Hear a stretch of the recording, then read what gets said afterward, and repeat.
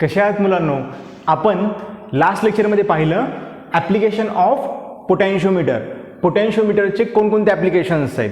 ठीक आहे, जसं पळसाला पाण्यात 3 असतात तसं पोटॅन्शिओमीटरचे पण 3च ॲप्लिकेशन्स आहेत. ठीक आहे, फर्स्ट ॲप्लिकेशन बघा, to find EMF of cell. दिलेल्या सेलचा EMF फाइंड आउट करण्यासाठी पोटॅन्शिओमीटरचा यूज होतो.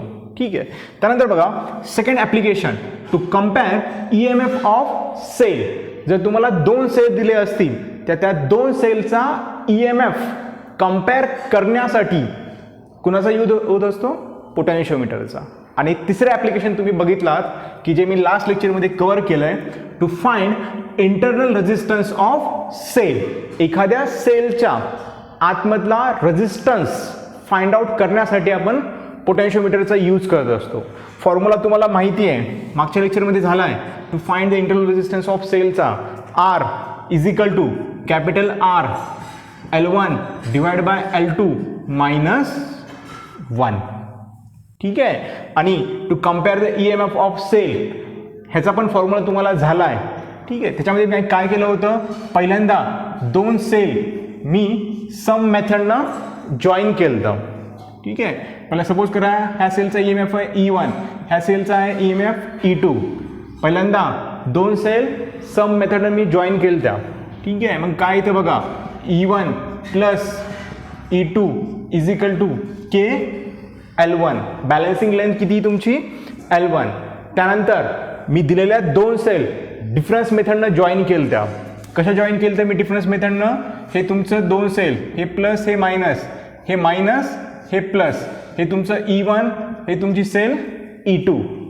दिलेल्या 2 सेल अगोदर सब मेथडनं जॉईन करायच्या, दिलेल्या 2 सेल नंतर डिफरन्स मेथडनं जॉईन करायच्या. ठीक आहे, मग काय त्याचं equation? E1 minus E2 is equal to K L2. Difference मेथडनं जॉईन केल्यानंतर बॅलन्सिंग लेंथ तुमची काय आली ती? L2. सम मेथडनं जॉईन केल्यानंतर तुमची बॅलन्सिंग लेंथ काय आली ती? N1. ह्या 2 इक्वेशनला एकमेकाने डिवाइड केलं की तुमच्या दिलेल्या 2 सेलचा EMF कम्पेअर होतो. E1 आणि E2 हे सेलचे EMF आहेत, व्होल्टेज नाही आहे. व्होल्टेज वेगळी गोष्ट आहे, EMF वेगळी गोष्ट आहे. E1 आणि E2 हे EMF आहे. ठीक आहे, आता बघा ह्या फॉर्म्युल्यावरती आणि ह्या फॉर्म्युल्यावरती नीटमध्ये एक्झाम्पल्स विचारलेत. ठीक आहे, सगळ्यात अगोदर मी तुमचं to compare EMF of cell NEET 2016चं एक्झाम्पल सॉल्व्ह करून देईल. त्यानंतर नीट 2014चं एक्झाम्पल मी सॉल्व्ह करून देईल. ठीक आहे, ह्याच फॉर्म्युलेचा यूज करून नीट 2016चं सॉल्व्ह करायचं आहे, नीट 2014चं सॉल्व्ह करायचं आहे. 2014चं सॉल्व्ह करताना हा फॉर्म्युला यूज करा, 16चं सॉल्व्ह करताना हे 2 फॉर्म्युले यूज करा. ठीक आहे, अवघड काहीच नाही आहे. लक्षात, आपण फक्त भीतोच, त्यामुळे आपल्याला नीट एक्झाम अवघड वाटते, त्यामुळे आपल्याला फिजिक्स अवघड वाटतं. फिजिक्स सगळ्यात सोपं आहे. बायोलॉजी केमिस्ट्रीपेक्षा फिजिक्स सोपं आहे. फक्त फिजिक्स बदनाम झालं आहे. जसं ती मुन्नी बदनाम झाली ती ना, तसं ते फिजिक्स बदनाम झालं आहे. लक्षात, सगळ्यात सोपा विषय हा फिजिक्सच आहे. ठीक आहे, जोपर्यंत मी हे शिकवतो ना तोपर्यंत सोपाच आहे. समजलं? आजच्या लेक्चरमध्ये मी फक्त 2च एक्झाम्पल्स घेईल आणि लेक्चर संपवून टाका. ठीक आहे, फर्स्ट टाका नीट 2016चं एक्झाम्पल, त्यानंतर नीट 2014चं एक्झाम्पल. स्क्रीनवरती तुम्हाला एक्झाम्पल दिसल. पहिलं एक्झाम्पल 2016चं टू कम्पेअर EMF ऑफ सेलवरती विचारलं आहे, आणि 2014चं example to find internal resistance of सेलवरती विचारलं आहे. ठीक आहे, स्क्रीनवरती दिसत आहे तुम्हाला एक्झाम्पल. DPPमध्ये पण एक्झाम्पल्स आहेत तुमच्या. टाका नीट 2016. नीट एक्झाम द्यायचं ना, नीटच राहायचं, जास्त ॲटिट्यूडमध्ये राहायचं नाही. ठीक आहे, सुरुवातीला सगळे ॲटिट्यूडमध्ये असतात, परंतु जसं जसं फिजिक्स पुढं चालायला लागतं तसं त्याचा ॲटिट्यूड कमी होतो. ठीक आहे, मग सोपं समजायला लागतं, मग अवघड समजत नाही. ठीक आहे, मग ह्या ट्युशनमध्ये त्या ट्युशनमध्ये, त्या ट्युशनमध्ये ह्या ट्युशनमध्ये. लक्षात, नीट 2016 एक्झाम्पल बघा. अ पोटॅन्शिओमीटर wire is 100 centimeter long and constant difference is maintained across it. ठीक आहे, काय ते सांगतो मी तुम्हाला. 2 cells are connected in series first to support one other and then it is in opposite direction. ठीक आहे. The balance point is obtain at 50 centimetre and 10 centimetre from positive end of wire. The ratio of EMF is. मला सांगा ह्या एक्झाम्पलमध्ये कुठं त्यांनी म्हटलंय का की हे एक्झाम्पल सम अँड डिफरन्स मेथडचं आहे? समजून घ्यायचं. समजून कसं घ्यायचं? एक वाक्य त्याच्यामध्ये त्यांनी दिलंय की त्या वाक्यावरून समजून घ्यायचं. 2 सेल, 2 सेल म्हणजे compare the EMF of cell. ठीक आहे. ह्या पॉईंटवर एक्झाम्पल विचारलंय, डोक्यामध्ये फिट व्हायला पाहिजे. 2 सेल दिलेत ना, म्हणजे हे कम्पेअर द EMF ऑफ सेलवरती आहे. ठीक आहे. 2 cell are connected in series first and other each other. सिरीजमध्ये कनेक्ट केलं आहे, 2 सेल सिरीजमध्ये कनेक्ट केलं आहे. पुन्हा काय म्हणते? Than in opposite direction. Than in opposite direction. हे अपोजिटच झालं ना, आलं लक्षात? ठीक आहे.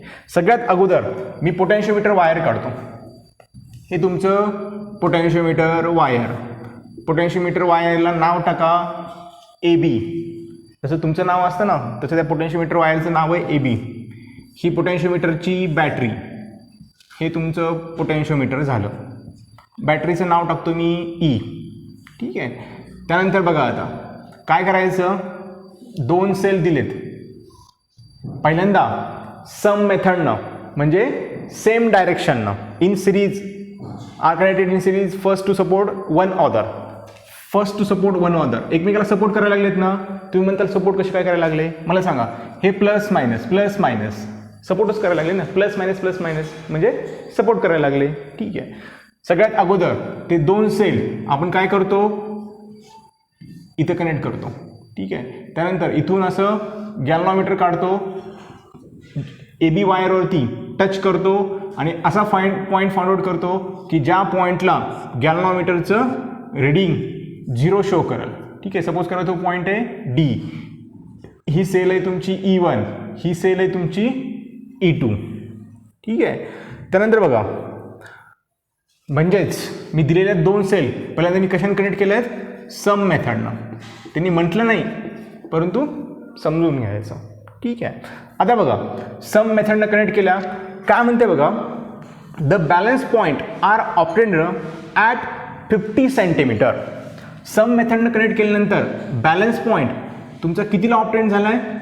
50 सेंटीमीटरला. म्हणजे 50 सेंटीमीटरवरती तुमचा बॅलन्स पॉईंट ऑप्टेन झाला आहे. ठीक आहे. त्यांनी पूर्ण वायरची लेंथ किती दिली?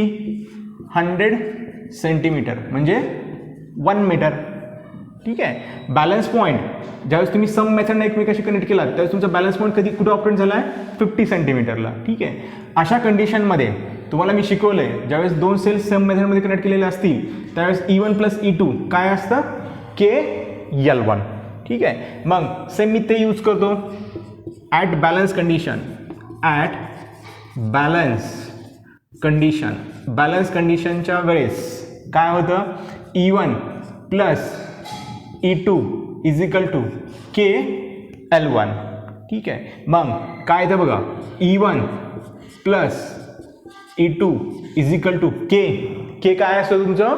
Potential gradient. ठीक आहे. त्यानंतर L1 ची व्हॅल्यू किती दिली तुम्हाला? 50. हे झालं तुमचं इक्वेशन 1. ठीक आहे. हे झालं तुमचं सेम मेथडनं कनेक्ट केलं आहे. ठीक आहे. पुन्हा काय म्हणते बघा? To support each other and then नंतर काय केलं? त्या सेल अपोजिट डायरेक्शनमध्ये कनेक्ट केला. अपोजिट डायरेक्शनमध्ये कनेक्ट केला म्हणजे डिफरन्स मेथडमध्ये कनेक्ट केला. त्यांनी असं म्हटलं नाही सम मेथडमध्ये कनेक्ट केला, डिफरन्स मेथडमध्ये कनेक्ट केला. हे समजून घ्यायचं असतं. ही तर नीट एक्झाम आहे. ठीक आहे. त्यानंतर दिलेल्या सेल आता मी अपोजिट डायरेक्शनमध्ये कनेक्ट करतो. हे तुमचं पुन्हा पोटॅन्शियोमीटर वायर. ही तुमची बॅटरी. ठीक आहे. दिलेल्या 2 सेल आता अपोजिट डायरेक्शनमध्ये कनेक्ट करायचं. अपोजिट म्हणजे असं. हे तुमचं गॅल्व्हनोमीटर. हे तुमचं गॅल्व्हनोमीटर बॅलन्स कुठं झालं आहे? सपोज करा L2 लेंथला गॅल्व्हनोमीटर बॅलन्स झालं आहे म्हणजे गॅल्व्हनोमीटरनं 0 रिडिंग शो केली. ठीक आहे. मग हे तुमचं E1, हे तुमचं E2 बॅलन्स कुठल्या लेंथला झालं आहे? ते 100 सेंटीमीटरला. 100 नाही 10 सेंटीमीटरला. ठीक आहे. Is obtained at 50 centimetre and 10 centimetre from positive end of wire. Positive end of wire म्हणजे कोण? इथून ह्या एंडपासनं. ह्याला पॉझिटिव्ह एंड ऑफ वायर का म्हटलं त्यांनी? कारण इथं तुमचा प्लस आहे म्हणून ह्याला काय म्हटलं? पॉझिटिव्ह एंडपासनं किती? 10 सेंटीमीटरला तुमचं गॅल्व्हनोमीटर बॅलन्स झालंय किंवा गॅल्व्हनोमीटरनं 0 रिडिंग शो केली. ठीक आहे. आता सेल डिफरन्स मेथडमध्ये कनेक्ट केल्यात. ठीक आहे. इन डिफरन्स मेथड वाटली तिथं लिहा. At balance condition in sum method. In sum method. In difference method. आता डिफरन्स मेथडमध्ये in difference method. In difference method काय लिहितो आपण? E1 minus E2 is equal to K L2. L2ची व्हॅल्यू म्हणजे बॅलन्सिंग लेंथ किती दिली त्यांनी? 10 सेंटीमीटर दिली. मग E1 minus E2 is equal to K into 10. हे इक्वेशन तुमचं 2. ठीक आहे. त्यांनी काय काढा म्हटलंय? The ratio of EMF is. Option दिसले असतील तुम्हाला. EMFचा रेशो काढा म्हटलंय. EMFचा रेशो काढा म्हणजे E1 बाय E2 चा रेशो काढा. EMF कोण आहे? ह्याचा EMF काय? E1. ह्याचा EMF काय? E2. रेशो काढा म्हटलंय. रेशो काढा म्हटलंय म्हणजे काय म्हटलंय त्यांनी? E1 बाय E2 काढा म्हटलंय. रेशो काढा म्हणजे डिवाइडमध्ये काढा म्हणताय. ठीक आहे. E1 bye E2. ह्या सेलचा EMF काय? E1 आहे. ह्या सेलचा EMF काय? E2 आहे. ह्या दोघांचा रेशो म्हणजे काय? E1 बाय E2 काढा म्हटलंय. ठीक आहे. दोन इक्वेशन भेटले मला 1 आणि 2. ठीक आहे. मी काय करतो बघा आता? डिवाइड 1/2 करून टाकतो. डिवाइड 1/2. टेन्शन नाही घ्यायचं जास्त. डिवाइड करून टाकायचं. डिवाइड 1/2. डिवाइड 1/2. ठीक आहे. 1 काय आहे बघा आता? E1 plus E2 is equal to K 50 आणि 2 काय आहे बघा? E1 minus E2. हे जरा इथे लिहितो मी दोघांच्या मध्ये. के इंटू 10. ठीक आहे. मग के कॅन्सल. के कॅन्सल. ठीक आहे. त्यानंतर 10 इकडे घेऊन जावा म्हणजे काय येतं बघा? 10 E1 plus 10 E2 is equal to 15 मध्ये मल्टिप्लाय करा. E1 minus E2ला 50 E1 minus 50 E2. ठीक आहे. मग आता काय करू? ह्या 10 E1ला इकडे घेऊन जातो. ठीक आहे. किंवा मग 10 E1ला इकडे घेऊन या. काय करतात? तुमच्या मनावर करा काही पण. इकडे घेऊन जातो मी म्हणजे काय येतं माहिती? Minus 40 E1. ह्या 50ला इकडे घेऊन आलो मी आणि ह्या E2ला मी तिकडे टाकतो म्हणजे काय होतं? Minus 60 E2. ठीक आहे. मग E1 बाय E2 काढायचं आहे मला. E1 बाय E2 काय येतं बघा? 60 डिवाइड बाय 40. हे दोन्हीकडचं मायनस मायनस प्लस होऊन जाईल ना. दोन्हीकडचं मायनस मायनस प्लस होऊन जातं. एवढं तर कळतं ना. ठीक आहे. मग हे 0 0 कॅन्सल झालं म्हणजे काय येतं बघा? 2 त्रिक 6 2 दुनी 4. रेशो काय आला दोघांचा? E1 bye E2चा 3/2. आणि E1 आणि E2 काय आहेत? EMF ऑफ सेल आहे. ह्या सेलच्या EMFला नाव मी E1 टाकलं होतं. ह्या सेलच्या EMFला नाव मी E2 टाकलं होतं. लक्षात?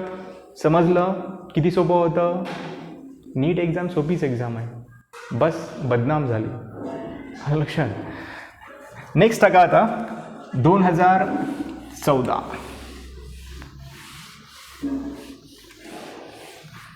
नीट 2014. Find the internal resistance of cell.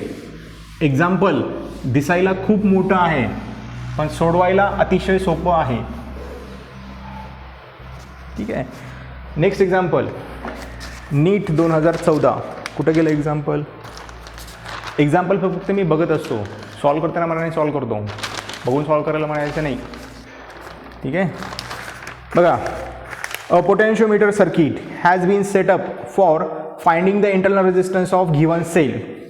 ठीक आहे. पोटेन्शियोमीटर सर्किट कशासाठी यूज करतोय मी? Finding the internal resistance of cell. मी अगोदर सर्किट डायग्राम काढून घेतो मग बाकीचं मी सांगत बसतो. हे विचारलं आहे नीट 2014. ठीक आहे. Potentiometer to find the internal resistance of cell. Circuit diagram मी काढतो अगोदर. ही तुमची सर्किट डायग्राम. ठीक आहे. Internal resistance of cell find करायचा आहे. कसं करणार मी, हे इथं एक रेजिस्टन्स लावायचा आर, इथं की, त्यानंतर इथे तुमचा ई एम एफ, त्याचा इंटरनल रेजिस्टन्स आर, हे कॅपिटल आर, ही तुमची की, इथे जोडायचं. इथून गॅल्व्हनोमीटर घ्यायचं, गॅल्व्हनोमीटर असं मोकळं सोडायचं, हे प्लस हे मायनस. ठीक आहे. हे तुमची बॅटरी प्लस मायनस, ह्याचं नाव ई, ह्याचं नाव सपोज करा मी ई नॉट देतो. ठीक आहे. मग कुठल्याही सेलच्या आतमधला इंटरनल रेजिस्टन्स फाइंड आउट करण्याचा फॉर्म्युला काय होता, R, capital R, L1 divide by L2 minus 1. ठीक आहे. हा चालता ना. ठीक आहे. आता बघा काय म्हटलंय बघा, given cell the main battery used across the potentiometer wire has an EMF 2.0. जी मेन बॅटरी आहे त्याचा EMF किती आहे, 2.0 व्होल्ट. त्यानंतर बघा 2.0 volt and negligible internal resistance. ह्या बॅटरीचा इंटरनल रेजिस्टन्स एकदम कमी आहे, घ्यायचा बी नाही, निग्लिजिबल म्हटलं आहे. Negligible internal resistance. तो potentiometer wire itself 4 metre long. हे पोटेन्शियोमीटर वायर सपोज करा, हे तुमचं सपोज नाही, ए बी हे तुमचं काय पोटेन्शियोमीटर वायर आहे. ह्याची लेंथ किती दिली त्यांनी, 4 मीटर, 4 मीटरचं आहे, 4 मीटर लेंथ.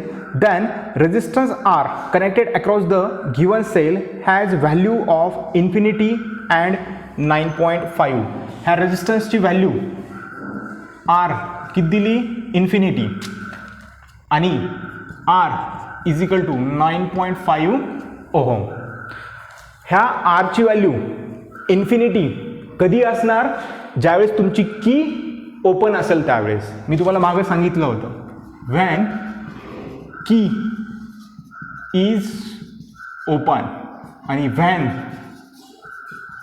की इज क्लोज. ठीक आहे. की इज ओपन असेल त्यावेळेस बॅलन्सिंग लेंथ तुमची काय असेल, L1, मागे मी सांगितलं होतं. त्यानंतर की तुमची क्लोज केल्यानंतर तुमची बॅलन्सिंग लेंथ कोणती असेल, L2. ठीक आहे. पुढे काय म्हणते बघा, the balancing length of the potentiometer wire are found to be 3 metre and 2.85 centimetre. म्हणजे आर इज इक्वल इन्फिनिटी असताना बॅलन्सिंग लेंथ जी काय असेल ती तुमची किती आहे, 3 मीटर, आणि L2 म्हणजेच ज्यावेळेस तुमची की क्लोज असेल त्यावेळेस तुमची बॅलन्सिंग लेंथ किती दिली, 2.85 मीटर. ठीक आहे. काय करा म्हणते, find the value of internal resistance. Internal रेजिस्टन्सची व्हॅल्यू काढा म्हणते. L1ची व्हॅल्यू दिली, L2ची व्हॅल्यू दिली, आरची व्हॅल्यू दिली. ठीक आहे. संपलं. नीट 2014ला विचारलं आहे. ह्याच्यापेक्षा सोपा असू शकतो का, फॉर्म्युलामध्ये फक्त व्हॅल्यू टाकायच्यात, फक्त कन्सेप्ट क्लिअर असायला पाहिजे. कन्सेप्ट काय होते याच्यामध्ये, आरची व्हॅल्यू इन्फिनिटी कधी असते, ज्यावेळेस तुमची की ओपन असेल त्यावेळेस तुमची आरची व्हॅल्यू इन्फिनिटी असते, आणि त्यावेळेसची बॅलन्सिंग लेंथ ही तुमची काय असते, L1 असते. हे तुम्हाला मी मगाशी सांगितलं होतं मागच्या लेक्चरमध्ये. ठीक आहे. व्हॅल्यू पुट करा फक्त. मग R that is internal resistance of this cell, ह्या सेलचा internal resistance R is equal to 9.5 ब्रॅकेटमध्ये L1 किती आहे, 3, L2 किती आहे, 3, 2.85 मायनस 1. ठीक आहे. मग मग मग आता मी कसं करू, कसं सॉल्व करू. ठीक आहे. कसं सॉल्व करून मी आता ह्या 2 पॉईंट येणं इकडे मध्ये मल्टिप्लाय करतो. 9.5 3 डिवाइड बाय 2.85 मायनस 2.85 तिरपा गुणाकार केला, ह्याने इकडे 1ला मल्टिप्लाय केलं, खाली 2.85 आलं, तिरपा गुणाकार येतो ना. त्यानंतर बघा 3 मधून 2.85 निघून गेलं, म्हणजे किती राहतं बघा आता, हे राहतं 9.5 इंटू खाली लिहा 2.85. 3 मधून 2.85 गेलं, किती राहिलं आता मी बघून सांगतो, तेवढा वेळ नाही आपल्याकडे. 0.15. 3 मधून 2.85 गेलं, किती राहिलं, 0.15. ठीक आहे. आता आता आता कसं करायचं, आता कसं करायचं, आता बघा हा पॉईंट 2 घरांनी पुढे जातो का वरच्या, आणि खालचा 2 घरांनी पुढे सरकवा. म्हणजे काय येतं बघा आता हे जर आम्ही कट करतो, R is equal to 9.5 into 50 divide by 285. ठीक आहे. हा डेसिमल पॉईंट मी 2 घरांनी पुढे सरकवला आणि हा पॉईंट मी 2 घरांनी पुढे सरकवला. नीटमध्ये लॉग पेपर यूज केला जात नाही, कॅल्क्युलेशन ओरली करावं लागतात. ठीक आहे. हा 2 घरांनी पुढे सरकवा, हा 2 घरांनी पुढे सरकवा. ठीक आहे. सगळं कॅल्क्युलेशन करा. आता बघा काय येते ते 15 1 15 15 2 30 नाही आहेत. मग आता इथे मी काय करू, 5 भाग घालू का, 5 3 15, 5 5 25. ठीक आहे. 3 उरले, 5 7 35. ठीक आहे. 57 आलं. मग 57च्या पाड्यात 95 येते का, 57 दोन्ही तर नाही आहेत बाबा 95. मग काय करू बाबा आता, 3 जात आहे आणखी, 3 1 3, 3 9 27, 19 आलं. मग 19 म्हणजे R किती येतं बघा, 9.5 डिवाइड बाय 19. ठीक आहे. हा 1 घराने पुढे सरकवा म्हणजे किती येतं, 95. ठीक आहे. हा 1 घराने पुढे सरकवला, खाली आहे का पुढे सरकवलं कुणीच नाही आहे, मग खाली 1 शून्य वाढवा. आलं लक्षात. ठीक आहे. मग ह्याचं डिवायडेशन करा आणि तुमचं आन्सर येतं 0.5 ओहम. ठीक आहे. कसं आलं बघा, वाटलं तर करून दाखवतो. करून दाखवावंच लागते. तुम्ही फीस भरलात ना, तुम्ही मला 1 + 1 2 सांगा म्हटलं तरी सांगावं लागतं, कारण फीस भरलात तुम्ही. ठीक आहे. 190 भागिले 95 भाग जातो का, नाही जात. मग 1.0 दिला, पॉईंट दिला म्हणजे किती गेलं, 950. ठीक आहे. 190 5 950 म्हणजे 0.5 ओहम. किती आला तुमचा इंटरनल रेजिस्टन्स, 0.5 ओहम. समजलं. हे नीटचे 2 प्रॉब्लेम मी सॉल्व करून दिले की जे तुमच्या DPPमध्ये आहेत. DPP पूर्ण सॉल्व करा. पूर्ण प्रॉब्लेम करंट इलेक्ट्रिसिटीवरचे जेवढे काही DPPमध्ये प्रॉब्लेम्स आहेत प्रिव्हियस इयरचे, ते सगळेच्या सगळे सॉल्व करा. सुट्ट्यामध्ये मोबाईल घेऊन बसू नका, कानामध्ये हेडफोन टाकून बसू नका, अभ्यास करा. कारण हे 2 वर्ष पुन्हा आयुष्यामध्ये येणार नाहीत. तुम्ही डोकं आदळून जरी म्हणलात ना तरी येणार नाहीत. ठीक आहे. आता तुम्ही निवांत बसलात ना, पुन्हा तुम्हाला झगडावं लागेल नोकरीसाठी, बायकोसाठी, सगळ्या गोष्टीसाठी. आता तुम्ही नीट राहिलात ना, पुन्हा पुढची लाईफ एकदम सुखात जाईल. त्यामुळे आत्ता अभ्यास करा, प्रॉब्लेम सॉल्व करा. येत नसतील तर विचारा, पण सॉल्व करा. परिस्थिती बदलणारी फक्त एकच गोष्ट आहे तुमच्या आयुष्यातली, ती म्हणजे अभ्यास, अभ्यास आणि अभ्यास. त्यामुळे अभ्यास करत राहा. भेटूत आपण नेक्स्ट लेक्चरमध्ये नवीन पॉईंटसह, that is application of galvanometer. जे आपण गॅल्व्हनोमीटर एवढे दिवस बघायला लागलोत ना गोल, त्याचं ॲप्लिकेशन काय समजलं. चला तर मग भेटूत नेक्स्ट लेक्चरमध्ये.